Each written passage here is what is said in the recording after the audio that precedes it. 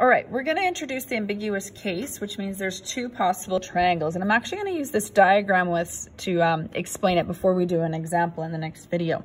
So all I've done here is I've drawn two sides of a triangle. And what happens is if there's a shorter side opposite this angle. So if I know this angle, this is the shorter side, we almost always draw our triangle this way. This is just natural. So I just put a piece of string here because I want to just kind of show the sides and not erase lots. So that's what would happen. So this side's longer. So the opposite of the shorter side, we have our one case here. However, we assumed when we drew this that this would come down here. I technically could have, and I need a bit of a smaller, I need the same string rather. If I have this here, I could have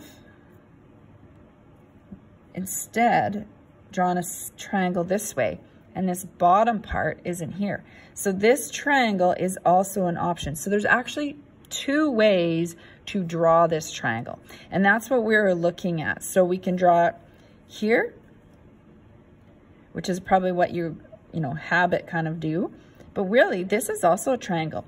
This side's short enough. Okay, if it was too long, it wouldn't swing and we'd have it over there. Okay, so I've got a string exactly the same length. These are identical lengths, these two strings. So just to show you again, I can draw it this way, or I can draw it this way. So now when we're actually doing the calculation, we would draw this triangle and show both possible triangles. So I would have triangle 1 is this large triangle, triangle 2 is this little triangle. I realize you have another triangle here. This is an isosceles triangle because these two sides are the same, right? The strings are the same. This is not my triangle ABC, however, or whatever letters I'm using. So you don't solve for this inside triangle. However, the fact that this is isosceles will help me with some of the steps in this solving process. So that's how the ambiguous case would look. Now, since I have this diagram here, I just want to quickly show you that no solution situation.